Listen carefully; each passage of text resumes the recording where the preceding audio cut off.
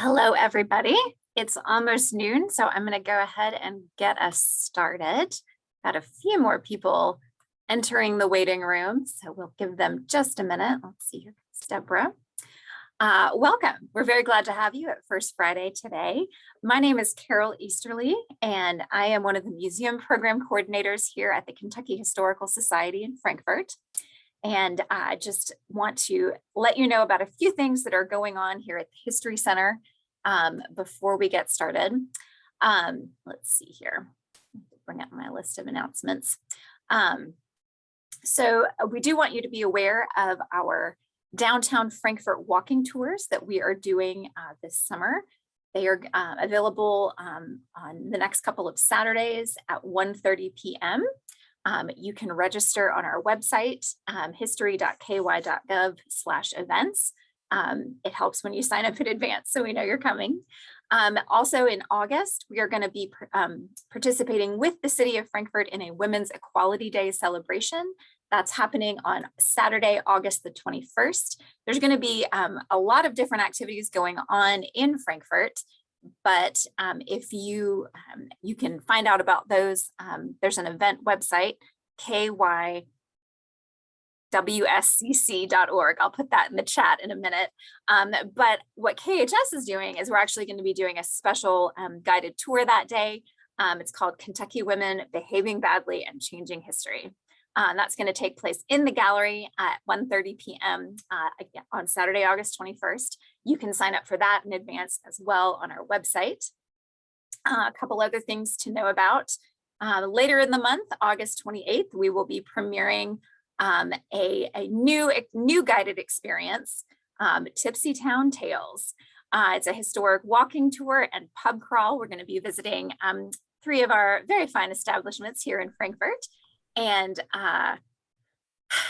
telling you about some of the more tawdry stories from Frankfurt and Kentucky history. Let me tell you, the research has been entertaining. So I think it's going to be a really fun tour. It is $10 or $5 for members of KHS.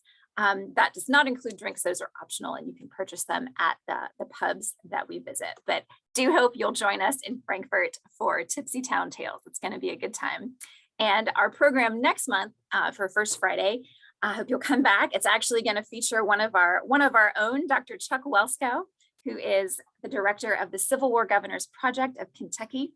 And he will be telling us all about a murder case from Western Kentucky in the Civil War era. So I hope you'll join us for that.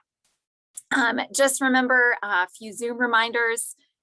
Please keep your camera on if you want to. We like to see you smiling. If you do remain on mute throughout the program, though, just so we don't have any interruption from background noise. I'm sure you'll have lots of questions for Dr. NeCamp. You can put those in the chat, and we'll save the questions for the end. I'll communicate those to her. And of course, please treat each other, the host and the presenter, with respect while we're all together. Now, to introduce our speaker for today, I'm very excited to have Dr. Samantha NeCamp with us. She got her BA and her MA at the University of Kentucky, and then hopped down 64 and went to the University of Louisville to get her PhD. So I don't know if you're a big sports fan, Dr. NeCamp. We won't make you tell us who you support during basketball season. But she's still not far. She's still not far away. She's just up the road at the University of Cincinnati, where she teaches on the English faculty. And her research that she's been doing focuses on Appalachian and immigrant rhetorics and literacy. And so in addition to her most recent book that she's going to be sharing with us today, she has also published, and I'm going to, there it is, Adult Literacy and American Identity, the Moonlight Schools and Americanization Program. So I'll have to get her to tell me more about that one too. All right, thank you guys again for being here today. Please take it away, Dr. NeCamp.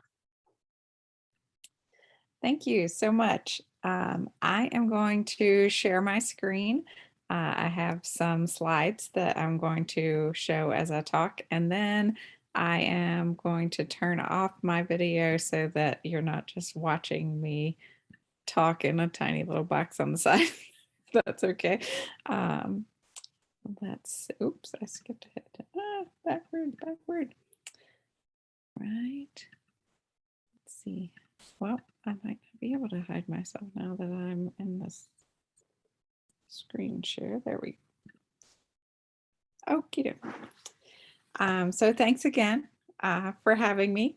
And as you said, I'm here to talk a little bit about the research for my book, Literacy in the Mountains.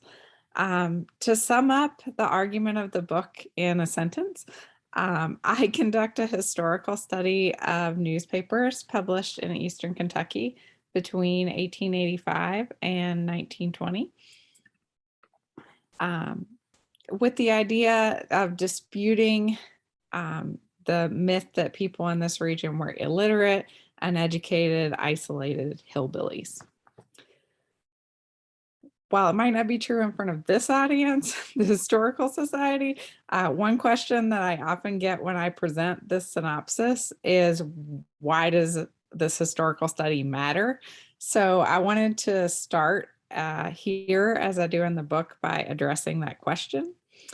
The simple answer is that the stereotypes about Eastern Kentucky and Appalachia more generally that first came into being in this period, beginning around 1885, continue to frame every discussion of the region today, whether that be governmental discussion of how best to economically support the region, or popular press examinations of this area as quote unquote Trump country. This notion of cyclical poverty paints Eastern Kentucky as stuck in a perpetual past, a past in which its people were illiterate and poor and isolated. One example that I cite in the book is from a reflection on the war on poverty published in USA Today in 2014. The article tells the story of a Beattyville woman who, quote, moved up and out of poverty, end quote. But the author posits that the cycle wasn't broken because her daughter ends up on food stamps, even though her daughter had been raised long after her mother was economically stable and had never experienced poverty in childhood. In other words, because her mother grew up in an impoverished Appalachian household, her daughter is doomed to a lifetime of government dependency and impoverishment, according to this narrative. Thus, what we, and I do say we, I'm from Eastern Kentucky myself, near Moorhead. What we were predetermines who we are and can be in the eyes of outsiders, outsiders who have a great deal of power to write the narrative about us, a narrative that has social and economic power to concretely affect the actual prospects of people living in the region. The stable nature of those stereotypes becomes obvious when we look at analyses of the region from the past. And this is my first slide. This is from Jack Weller's 1965 bestseller, Yesterday's People, Life in Contemporary Appalachia.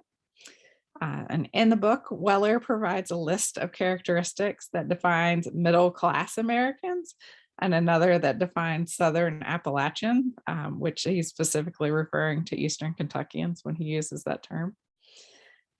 If you take a look at a few of these, you'll see the two categories are diametrically opposed. They're set up as total opposites, as though Appalachians are truly a breed apart from civilized society.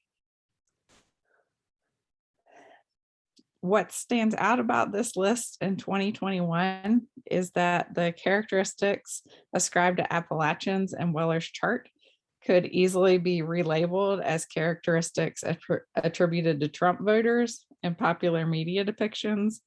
So for instance, number 6 here, the stress on traditional masculinity, individualism, and number 1.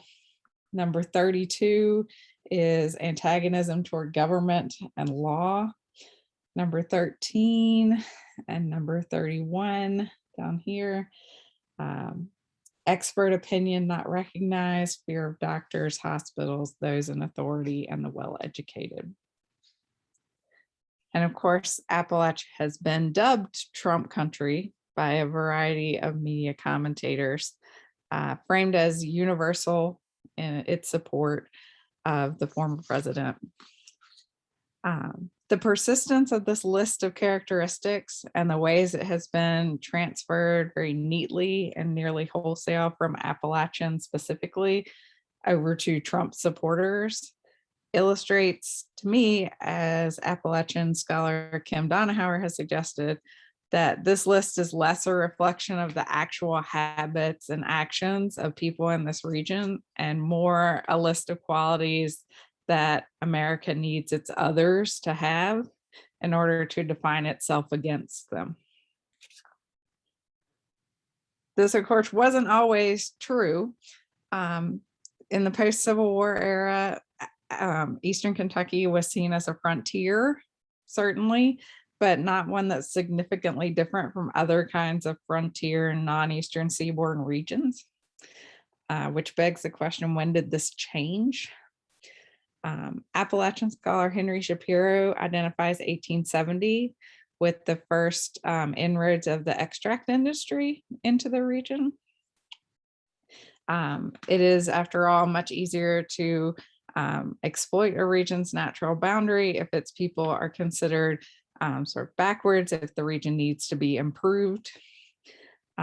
As Shapiro puts it, quote, what had seemed normal or at least explicable came after 1870 to seem non-normal and inexplicable, end quote. Other scholars date the change to 1885 and the beginning of the local color movement, specifically Mary Noailles Murphy's publication of In the Tennessee Mountains, a book that paints mountain people as isolated and ignorant, but also quaint and therefore interesting. In my own earlier work, which Carol referenced, I've argued that second wave immigration, which began in earnest in the 1880s, created Appalachia as a problem because anti-immigrant activists wanted to use foreigners' illiteracy as an easy way to mark them and keep them out of the US. But the existence of higher illiteracy rates in Appalachia creates a problem for that narrative. It was easier to lump Appalachians in as sort of part of these not really Americans than to spawn a different kind of narrative that would justify the exclusion of immigrants. We don't really have to identify a single reason that Appalachians are marked as the other. All of these factors likely contribute to the development of myths about Appalachia. In using the term myth, however, I don't want to deny the grains of truth that added fuel to those myths. It's certainly true, for instance, that Appalachia had higher illiteracy rates than other regions. At their highest, those rates approached 20% in some counties, according to the census. While census data is notoriously unreliable in regard to literacy measures, nevertheless, illiteracy is present. What I do mean to highlight is that even in the areas where illiteracy is most prevalent, at least 80% of people, in other words, the overwhelming majority, could read and write, were educated, weren't impoverished. Yet it's the 20% that dominated and continue to dominate this narrative told about the region. So because these narratives tend to dominate, and because these stories perpetuate a sense that Eastern Kentucky is stuck in an unbreakable cycle of despair, specifically because of its past, my research focuses on recovering the stories of that invisible 80%, of retelling the history of the majority of Eastern Kentucky residents, and in doing so, reframing this idea of the cycle. If we believe that the past exercises a hold on the present, why can't we hark back to that more prosperous and engaging past rather than presuming the most marginal stories are more representative of the region's future prospects? Unfortunately, the history of literacy in Eastern Kentucky and Appalachia is not really easy to recover. As you all know, courthouse fires and fires in locations of other public records were a frequent occurrence, destroying both the genealogy records that many of us would love to have, but also documents that would attest more clearly to the community's literacy-related activities. Moreover, the movement of people to and from coal camps, timber camps, means that much of the ephemera found in more sedate societies is largely absent. So in the dearth of other available forms of evidence, I've turned to newspapers to document the literacy practices of Eastern Kentucky communities from 1885 to 1920, or roughly the period of time in which these problematic images of the region were first cemented. So I'm going to skip ahead to the next slide here. In selecting newspapers for the study, I targeted those that were from counties designated by the Appalachian Regional Commission as Appalachian. And I further limited my scope to those that were interior to the region rather than those bordering non-Appalachian areas. I looked for papers digitized by the Chronicling America Project, with a focus on those whose publication histories matched as nearly as possible my historical time span. So with those parameters in mind, I focused on 5 newspapers, which you'll see listed here. The Mountain Advocate of Barberville, the Clay City Times, and the Spout Spring Times, which are the same paper. The building burned down in Spout Spring, so they moved 4 miles over into Manchester once it burned down. The Big Sandy News of Louisa, the Breathitt County News of Jackson, and the Hazel Green Herald of Hazel Green and Wolfe County. So now I'm going to move over to a map just to contextualize this. The red line here is roughly the division of Appalachian and non-Appalachian counties as defined by the Appalachian Regional Commission. And the cities here are the locations of the newspapers I used in my study. So they represent a broad swath of the region, particularly considering that each was distributed not just in the immediate area, but in the surrounding counties as well. Most of them had about 100 to 150 mile range of distribution. So for each paper, I read every extant issue for the first 2 years of its publication, and then at least 1 issue per month. They were all weeklies for the remaining run until 1920. So in total, I reviewed 1,562 issues for the purposes of this study. The very existence of these newspapers indicates a literate public available to read them and willing to pay to support them, whether that be in the form of subscriptions or in the form of placing advertisements. Beyond their existence, however, the newspapers are a treasure trove of information about the reading and writing done in these communities. I'll spend the remainder of this talk focusing on 3 findings in particular, which I have bulleted out here. First, I want to discuss the reading and writing practices in the community in general terms, how widespread that evidence is. Then I want to focus on the correspondent columns, which were written by community members. And finally, I'll discuss what the papers can tell us about Appalachia's relationship to schooling. So the sheer volume of time spent by the editors advertising, promoting, and documenting reading and writing activities in these papers is extraordinary. And it speaks to the editor's assumption, which were clearly correct because almost all of these papers had very long runs, about what their readers were interested in. One of the most frequent features in each paper, for instance, is the advertising of club rates for those who want to take a variety of papers. By taking all the papers in the group, the readers receive a discount. Local papers were paired with papers from larger cities, such as Lexington, Louisville, and Cincinnati, as well as nearer to home options like Winchester or Richmond. Whenever a new newspaper is started in anywhere in the state or region, an announcement appears in the newspaper. Notably, these announcements included African-American newspapers. So they were publicizing those as well. In other words, the editors assumed that their readers weren't just interested in quick updates on local happenings, but were in tune with the larger state and region and were interested in events that were happening there. That their readers weren't part of an isolated and insular community, but were engaged with the larger state and like to engage with that community via these texts. The advertisements that appear in the newspaper also speak to the editors and the larger businesses communities' sense of what people were interested in. Each paper features endless advertisements for joke books, religious books, dictionaries, novels, almanacs, catalogs, school books, and magazines. And I have a sample here. This is a very typical advertisement for a dictionary. As you can see, the ad is mixed in with ads for all varieties of other services. In other words, reading is just another thing that people do, and books just another thing that they buy, right along with their fancy goods notions.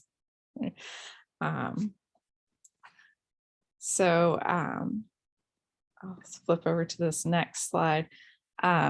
This prize competition is a good example of the degree to which editors were expecting their subscribers' lives to be filled with books. This was published in the Mountain Advocate of Barbourville. The contest is run by the Lexington Ledger. It provides a $1,000 prize to those who guess the greatest number of book titles represented by a set of pictures. No word on who won the contest was published.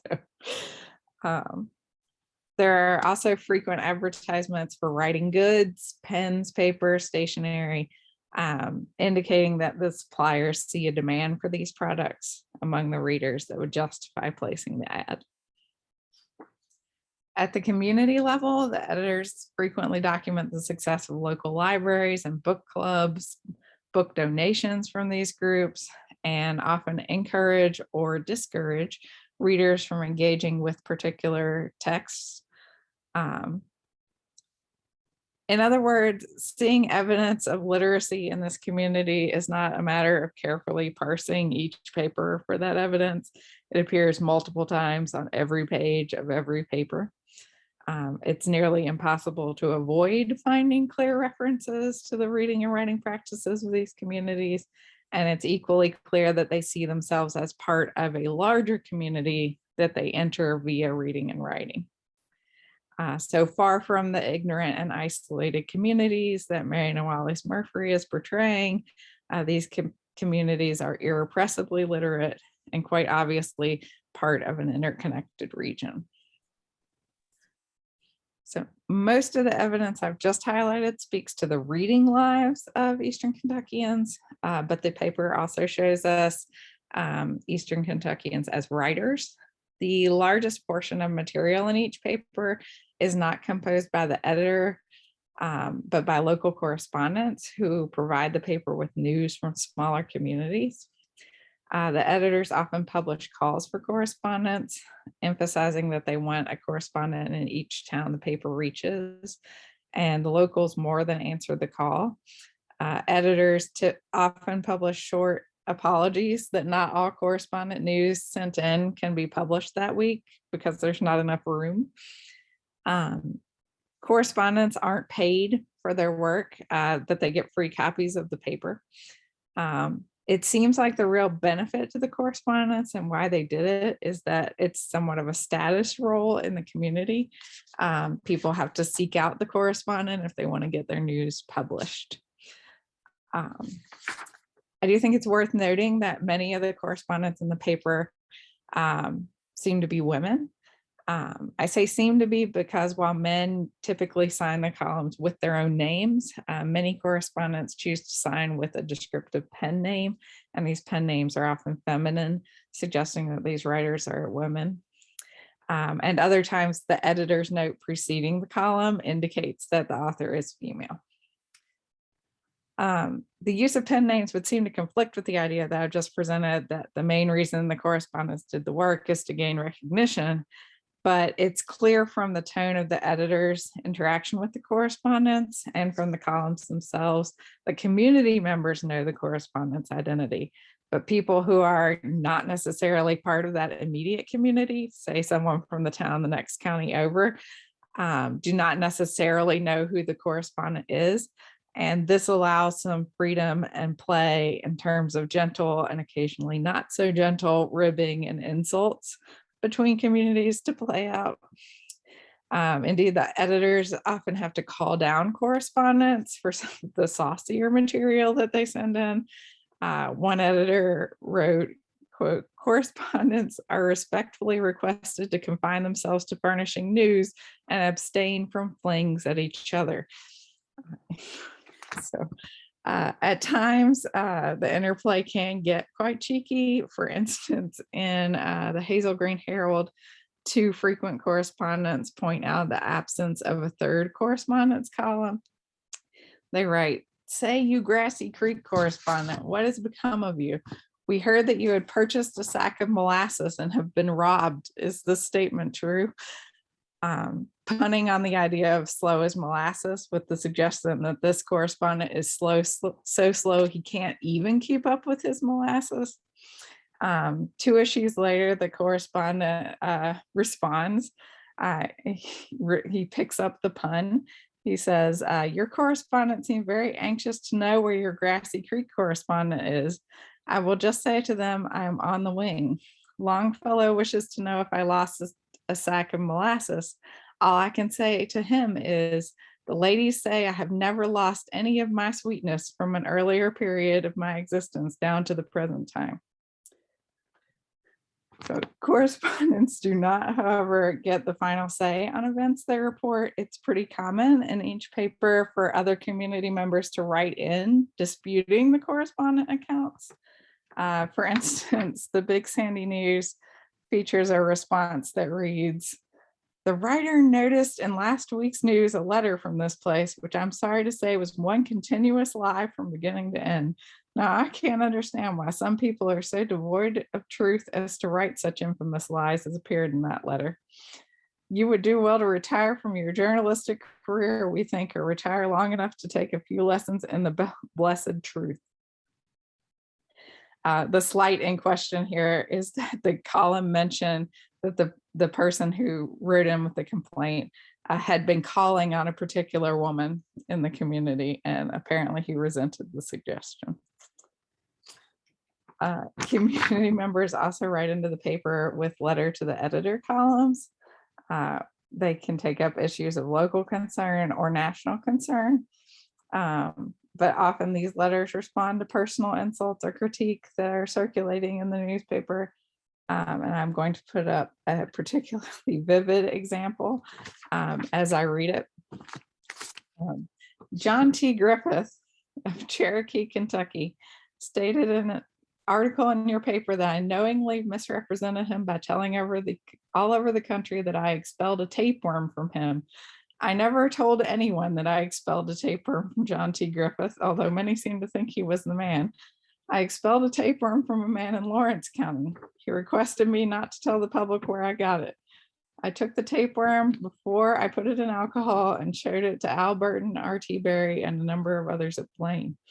In my opinion, John T. Griffith was influenced by exaggerated misrepresentations by my rivals at Blaine, which actuated him to have such a request printed.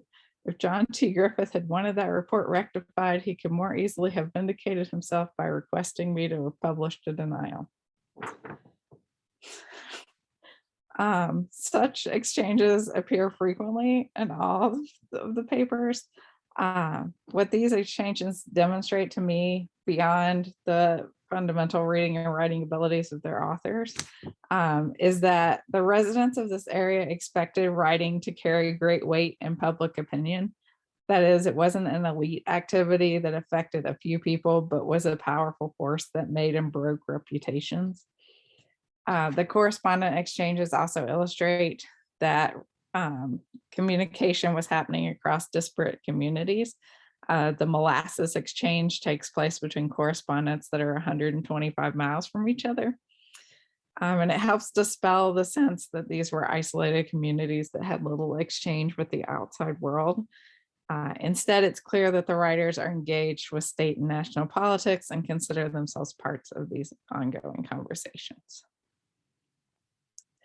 So I want to turn now to the third discovery I made when reading these papers, and perhaps the most significant from a historical perspective. The overwhelming support for and frequency of schooling in Appalachia, which is of course intimately connected with literacy and is part and parcel of depictions of Appalachians as backward and ignorant. Before I delve into what the papers illustrate about schooling, I think it's important to consider the degree to which Appalachian schooling or lack thereof is quintessential to the myths surrounding Appalachia. Nearly every story about Appalachia told by outsiders centers on the school in some way. To cite just a couple of examples, the famous novel and later television drama Christie tells the story of a city woman traveling to the mountains to educate an ignorant mountain community. Hillbilly Elegy, a more recent addition to the literature of the region written by outsiders, harps on J.D. Vance's Mamaws, unusual for an Appalachian emphasis on school success. The pioneering women of Pine Mountain and Hinman Settlement schools are another example. School, in other words, is something Eastern Kentucky lacks, and it's that lack that more than any other quality makes this community different than anywhere else. These depictions of schooling aren't without a basis in historical fact. If we look at public school data available to us from 1885 to 1920, we find that public schools did have low attendance, which might suggest that Appalachians were indeed resistant to school. Reading the newspapers, however, presents a much more complex relationship between Appalachians and schooling. First and foremost, the sheer number of schools in Appalachia was pretty staggering. There were, for instance, 62 public schoolhouses in Powell County alone at the turn of the century.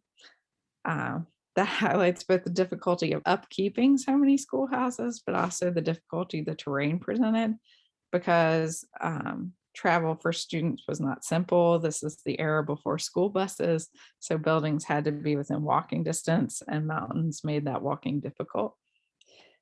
Given the number of buildings to upkeep, it's not surprising that a very common complaint in the newspapers is lamenting the poor condition of school buildings. These conditions could present real impediments to learning. Common comments in the paper lament that the school is shut down due to lack of fuel for stoves in the winter, extreme heat in the autumn, road travel conditions in the winter. One of the most common complaints about education is that the monies for education ought to be spent on good roads instead, because if children can't make it to the building, there's not much point in investing in what happens in that building. The problematic state system for teacher education and selection also presented extreme problems, problems that weren't limited to Eastern Kentucky. Cheating on the teacher exams meant that not all candidates were qualified to teach, while the system of allowing school boards to select teachers based on whatever they saw fit led to a great deal of nepotism. One story in the Big Sandy News describes an all-out brawl in one schoolhouse where two Board of Trustees members sought to physically install their candidate for teacher and forcefully remove the existing instructor. It resulted in head injuries to at least two parties and ultimately the installation of the insurgent group's teacher. While this story is more extreme than most, conflicts about who will teach at the public school appear throughout the paper. All of this is to say that public schooling was indeed problematic in Eastern Kentucky, but for different reasons than stereotypes would lead us to believe. Nearly every complaint that appears in the paper is a lament that schools should be better, that more should be done, that schooling is important. And when the school succeeds, the community celebrates. The single most common phrase across all the papers is, "The school is progressing nicely." as each correspondent is expected to report on the local school's progress in every column that they write. More often than not, the report is that the school is succeeding. The newspapers promote all manners of school events and school fundraisers, including ubiquitous ice cream socials during the summer months. And the editors also exhort their readers to remain in school as long as possible, offering a lot of support to the relatively new institution of the high school. Perhaps the most surprising discovery in the papers is the overwhelming presence of subscription schools as alternatives to public education. Subscription schools were run by a freelance teacher, often out of a large home, volunteered for the purpose. Students paid a small tuition and were provided with education for a school term. Something like a cross between what we would now think of as a private school and individual tutoring. Subscription schools represented an alternative, and at least according to the newspaper, a much more successful alternative to public schools in the area. Advertisements for subscription schools appear in nearly every issue of every paper, with teachers attempting to attract students by advertising their services and parents providing testimonials regarding the quality of particular subscription schools. Some communities went even further, organizing their own subscription schools for the entire community. I'm going to pull one of those comments up here. This was written by the correspondent for the community of Torchlight. She writes, "The people here are not in the least backwards about their wants and needs being made known in an educational way. They've organized a fine school here and employed a splendid teacher, and school opened last Monday. We cannot send our children 2 or 3 miles over these rugged hills, so we've organized a school of our own by paying for it." While Torchlight is perhaps an extreme example, the reports on subscription schools from correspondence illustrate that practically every community had at least one active subscription school for most of the year, and that these schools ran concurrently with public schools, not just during public school breaks. Judging from the information available in the papers, it would appear that in fact most students in any given community were enrolled in subscription schools rather than public schools. Indeed, public schools often posted ads in the paper boasting of their abilities and trying to denigrate subscription schools in an effort to attract students who are being educated elsewhere. This gives a completely new cast to the public school data that's been referenced to illustrate Appalachians did not attend school. Instead, it's clear that students were attending schools, but not schools that were recognized by authorities seeking to produce school counts. In short, Appalachians were educated in this period and in ways that were perhaps even more successful than they would have been had they been educated in the public school system. What my research has demonstrated is that Appalachia during the time period from 1885 to 1920 was indeed a vibrantly literate community, well connected to areas outside the region. There's nothing about this community that appears backward, ignorant, or isolated. No sense that the region is particularly impoverished economically or educationally. Indeed, what becomes clear in these newspapers is that Appalachians are very aware of what's being said about them and are keen to resist those stories to demonstrate that they are no different from other demographically similar regions of the country. Unfortunately, as we look at the news stories about the region from the outside, it's clear that the Appalachians did not succeed in overcoming the narrative that was being written about them. Unfortunately for all of us, the fact that these stories gain traction has long-term effects for every Appalachian today, because in many ways these stories became self-fulfilling prophecies. When people are the problem, after all, it's easy to blame those people for their conditions rather than recognizing exploitative economic relationships imposed by the extract industry with the enthusiastic support of state and federal government. When people are the problem, it's easy to blame those people for cycles of poverty in which they're supposedly trapped.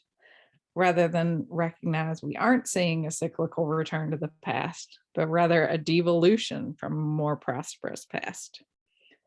While I'm under no illusions that reclaiming this history will be the key to reimagining Eastern Kentucky in the present, I do hope it's one small step in rewriting the stories told about the region and its people, and that it can help us imagine our future in different ways. And that is all I have. I'll come back now. Thank you so much. Oh my gosh. As one who really likes to go down the rabbit hole reading old newspapers, that I imagine this was a lot of fun to research. Lots of character there. Thank you. Well, I saw that Stephanie had a comment. I think I'm going to bring up the chat. So please share questions and comments. Stephanie Lang, she is the editor of the Register of the Kentucky Historical Society and an Appalachian Studies scholar. She said the Big Sandy News is a great source for the counties it covers, and she has used it extensively in research projects. Jody found that letter about the tapeworm pretty funny. And Deborah says, thank you for your excellent research. I would like to comment on your discussion early in the presentation that Appalachians were lumped in with immigrants in 19th century as ignorant and uneducated. While lack of education was noted among Appalachians, it seems they were more often characterized than as pure Anglo-Saxon, and their ignorance, where did it go? Hold on. Oh, their ignorance more as a lack of opportunity, such as William Goodell Frost's writings about our contemporary ancestors. Their whiteness and, quote, Native Americanness supported the nativists against immigrants, even as they were also seen as other. It seems to be typical of these kinds of characterizations that they are so flexible in, quote, explaining otherness. Yes, I agree. And so this is really the topic of my first book, if you're interested in learning more. So there were many sort of competing groups of anti-immigrant activists.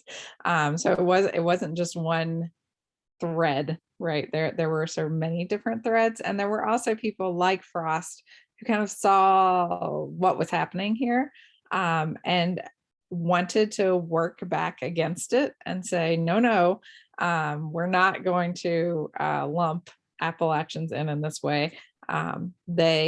Yes, they're illiterate, but it's for entirely different reasons, as Deborah is saying, and that it's a lack of opportunity. And so it becomes our duty to bring that education here.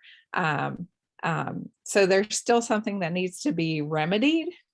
They're still sort of weird and different than we are, but they're weird and different in a more acceptable way, basically, is kind of the rhetorical move that this group is making. And later, Cora Wilson Stewart, the founder of the Moonlight Schools, sort of taps into that Frost rhetoric to make the case for her illiteracy program versus the illiteracy programs come up with by, say, the YMCA and other groups to educate newly arrived immigrants. And so they have quite the rhetorical battle in terms of framing this otherness in ways that forward their particular I don't want to make them sound like they're evil villains twisting their mustache. They all had, some good intentions. But yes, they were definitely using these arguments to forward their own particular approaches. Jody has commented she loves the correspondence exchange regarding molasses. That was pretty fantastic. And I wondered if this kind of thing, if this kind of good-natured teasing and friendly tone is common among reporters of the time. So it's definitely common among Eastern Kentucky reporters. I'll admit that I have not done a nationwide search of how correspondents interacted in other regions, but I have done, some search so I could have a comparative point.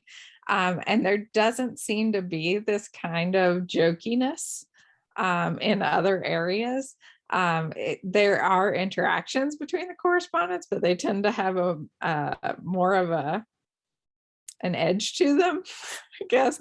And as you can see with the tapeworm bit, there's also an edge in these papers too, but it's balanced with a little bit more of these friendly, joking interactions that I have not come across in papers from other areas.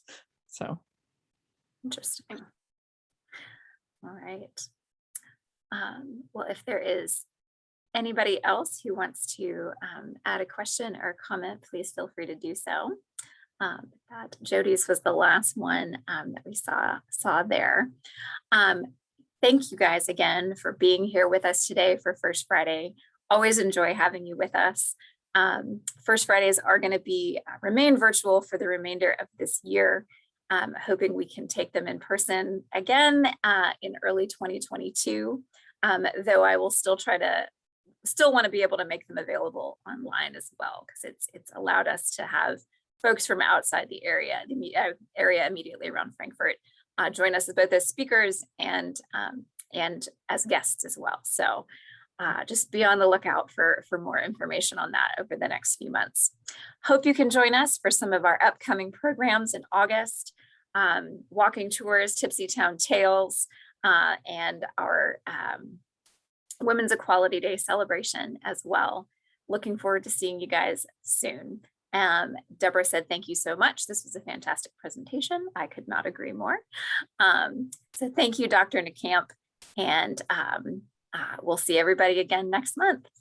Thanks so much for having me. Thank you so much. This was awesome. Really appreciate it. Bye, everybody.